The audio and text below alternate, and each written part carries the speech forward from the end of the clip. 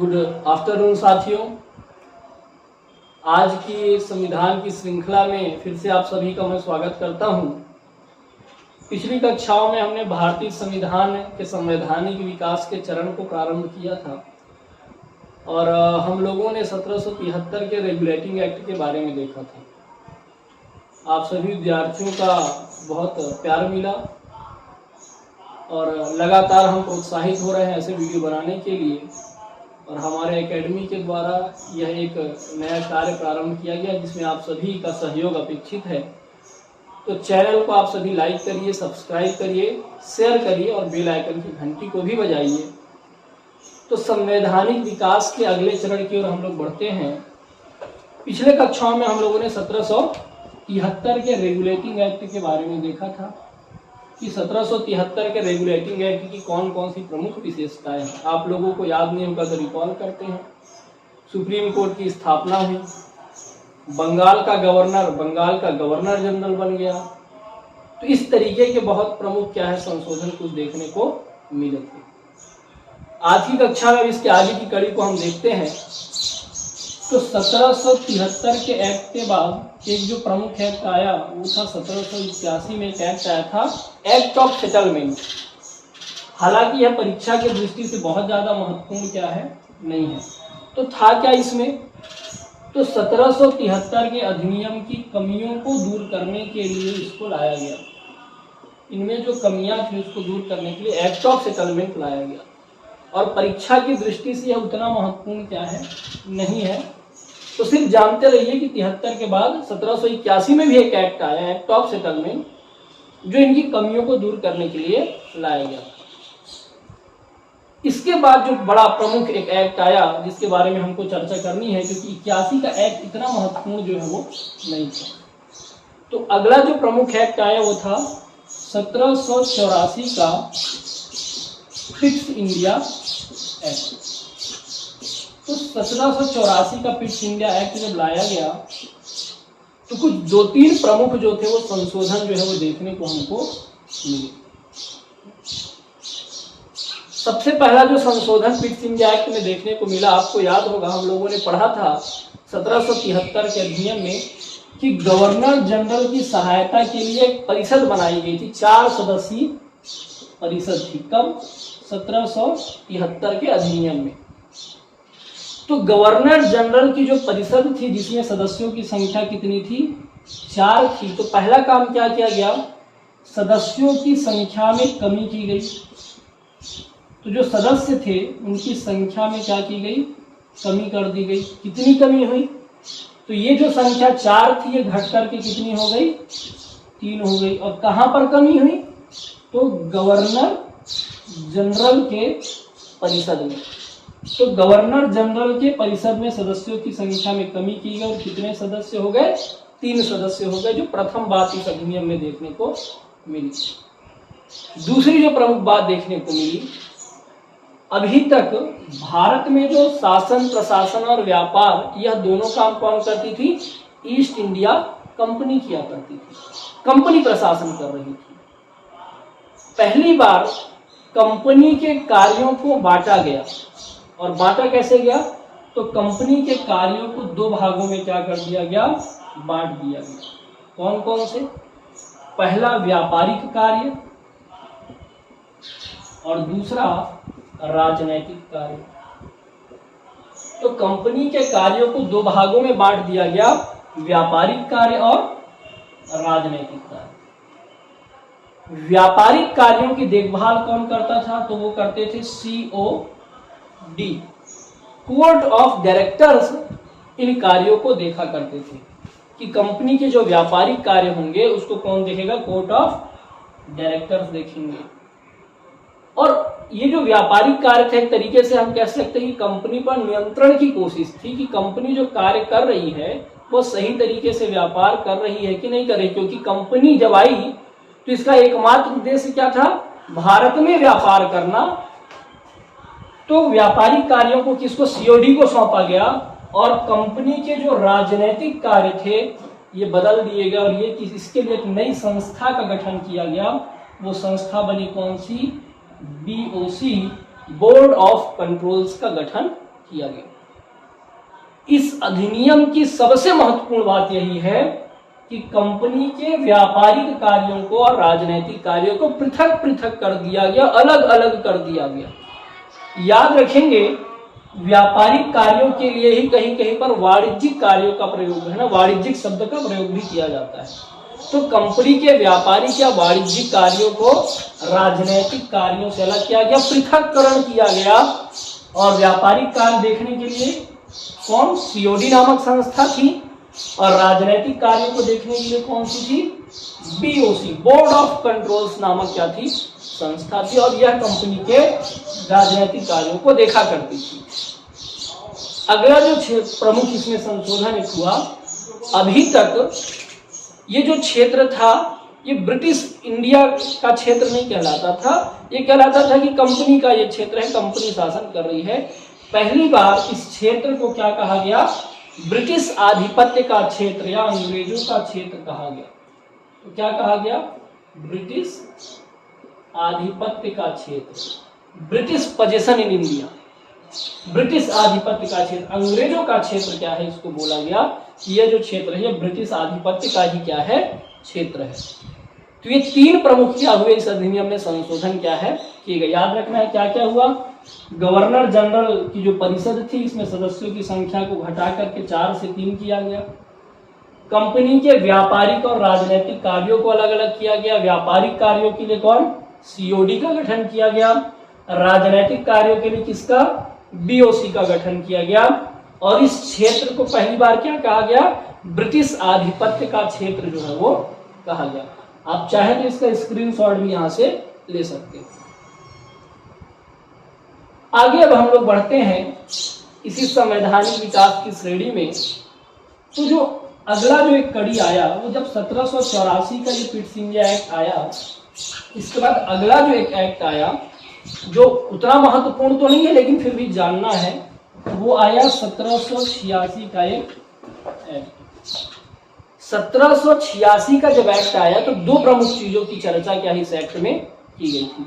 क्या चर्चाएं की गई, पहली चर्चा ये हुई, अभी तक जो गवर्नर जनरल की परिषद हुआ करती थी वो बहुमत से क्या करती थी, निर्णय लेती थी। हम लोगों ने पहले ही 1773 के रेगुलेटिंग एक्ट में इसको देखा है कि गवर्नर जनरल की जो परिषद है वो बहुमत से क्या है, सभी निर्णय लिया करती थी। 1786 के एक एक्ट में एक नया प्रावधान किया गया कि जो गवर्नर जनरल था इसको वीटो पावर दी गई। तो इसको क्या मिली, वीटो पावर मिली। और वीटो पावर में क्या कहा गया कि गवर्नर जनरल चाहे तो परिषद के निर्णय को बदल सकता है, चेंज कर सकता है। वीटो पावर का मतलब ये होता है कि रोकना या बदल देना। तो जो गवर्नर जनरल था उसको वीटो पावर क्या है दी गई कि वह जो है वो क्या करेगा, वीटो पावर के जरिए परिषद के निर्णयों को भी क्या कर सकता है, बदल सकता है। तो बाद में और भी गवर्नर जनरल को भी ये शक्तियां बाद में क्या है, प्रदान की गई। ये मूलतः जो था वो लॉर्ड कॉर्नवालिस के लिए भारत में लाया गया था, क्योंकि लॉर्ड कॉर्नवालिस इसके बाद भारत का गवर्नर जनरल बनने वाला था। और उसने ये मांग की थी, हम कह सकते हैं कि मेरे को वीटो पावर भी क्या है चाहिए, क्योंकि रोज रोज क्या परिषद के बीच में लड़ाई होती थी, तो बोला वीटो पावर मेरे को दो। बाद में सभी गवर्नर जनरल को ये शक्तियां दी गई। तो ये एक है ना 1786 में जानने योग्य बात है जो आपको जानना चाहिए। उतना महत्वपूर्ण तो नहीं है परीक्षा के दृष्टिकोण से, परंतु फिर भी आप जानते रहिए कि 86 में भी एक एक्ट क्या है आया। इसके बाद जो अगला एक्ट आया वो 1793 में आया।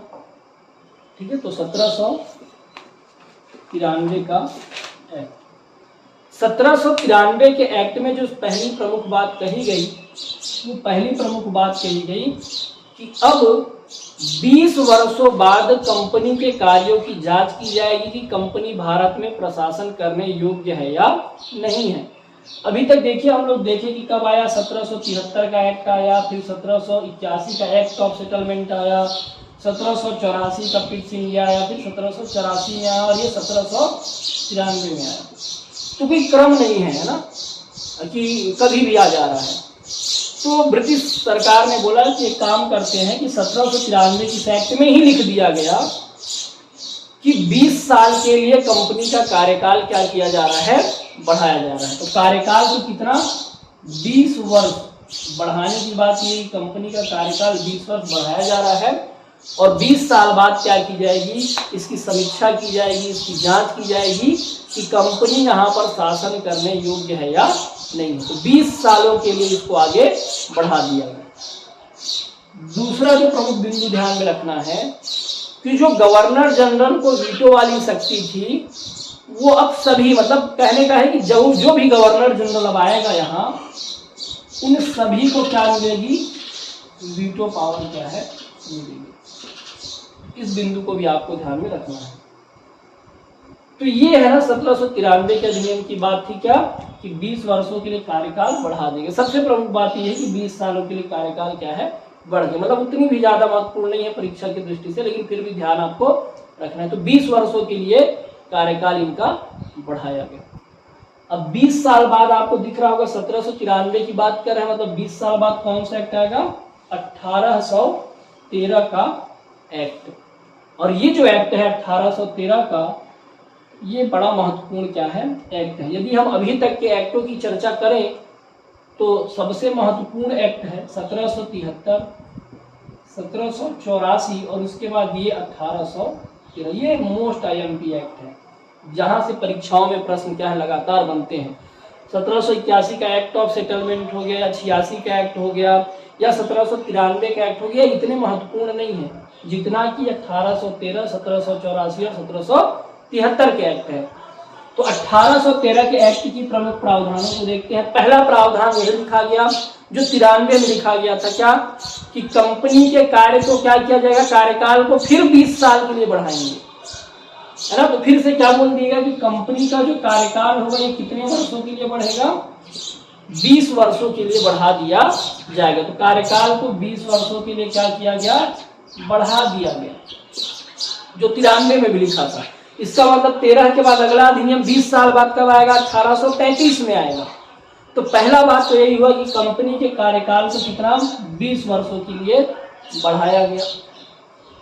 दूसरा जो परिवर्तन हुआ, भारतीयों की शिक्षा पर व्यय की बात पहली बार इस अधिनियम के तहत की गई। जो भारतीय लोग हैं उनकी शिक्षा पर व्यय क्या है किया जाएगा, खर्च क्या है किया जाएगा। तो क्या बोला गया कि भारतीयों की शिक्षा पर कितना खर्च किया जाएगा, तो 1 लाख रुपए वार्षिक की बात क्या है की गई कि 1 लाख रुपए वार्षिक क्या है खर्च किया जाएगा। तो भारतीय व्यक्तियों की शिक्षा पर 1 लाख रुपए वार्षिक खर्च की बात क्या है इस अधिनियम में की गई। तो पहला बात याद रखना है कि 20 वर्षों के लिए बढ़ाया गया। दूसरी बात, भारतीयों की शिक्षा पर 1 लाख रुपए वार्षिक खर्च किया जाएगा। तीसरा जो प्रमुख बात है, तीसरी जो प्रमुख बिंदु है, ईसाई मिशनरियों को प्रचार प्रसार की अनुमति दी गई। जो ईसाई मिशनरी हुआ करते थे, ईसाई पादरी हुआ करते थे, उनको जो है मौका मिला कि वह भारत में आकर के क्या करे, प्रचार प्रसार करे, ईसाई धर्म को आगे बढ़ाए। तो तीसरी प्रमुख बात क्या है, ईसाई मिशनरियों को क्या मिला, प्रचार प्रसार करने की क्या है, छूट प्रदान की गई कि वो भारत में आए और भारत में प्रचार प्रसार क्या है करे। तो ये 3 बिंदु है, याद होंगे।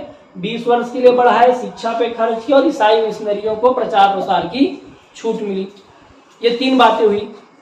अगली जो सबसे महत्वपूर्ण बात है ना, अभी 3 जिन बातों की चर्चा की है तो महत्वपूर्ण है ही है, लेकिन जो सबसे महत्वपूर्ण इस अधिनियम की बात है, कंपनी के व्यापारिक एकाधिकार को समाप्त कर दिया गया। क्या शब्द प्रयोग कर रहा है, व्यापारिक एकाधिकार क्या हो गया, समाप्त हो गया। तो क्या कर दिया गया, समाप्त कर दिया गया। अब देखिए 73 में क्या हुआ, रेगुलेट करने के लिए अधिनियम आया। इसके बाद क्या हुआ, 84 में कार्यों का बंटवारा किया गया, व्यापारिक और राजनीतिक कार्यों का। और यहां पर क्या बोलता है, व्यापारिक एकाधिकार को ही क्या कर दिया गया, समाप्त कर दिया गया। कंपनी के लोग घबरा गए, बोले अरे ऐसा कैसे हो गया, बोले नहीं ऐसा ही होगा। तो कंपनी के व्यापारिक एकाधिकार को समाप्त किया गया, लेकिन पूरी तरीके से नहीं। कंपनी के लोग गए, बोले महारानी कुछ तो दया करो गरीबों पर, बोले ठीक है काम कर दे। इसीलिए देखिए यहां पर क्या शब्द प्रयोग कर रहा है, व्यापारिक एकाधिकार को समाप्त किया गया। लेकिन पूर्णतः शब्द का प्रयोग नहीं है, पूरी तरीके से नहीं है, सिर्फ व्यापारिक एकाधिकार को समाप्त किया गया। तो किस चीज को छोड़ दिया गया? तो दो चीजों को, क्या? चाय और चीन को छोड़ करके सारे व्यापारिक एकाधिकार जो है वो समाप्त क्या है, कर दिए गए। तो चाय और चीन को छोड़कर सारे व्यापारिक एकाधिकार जो थे वो समाप्त क्या है, कर दिए गए।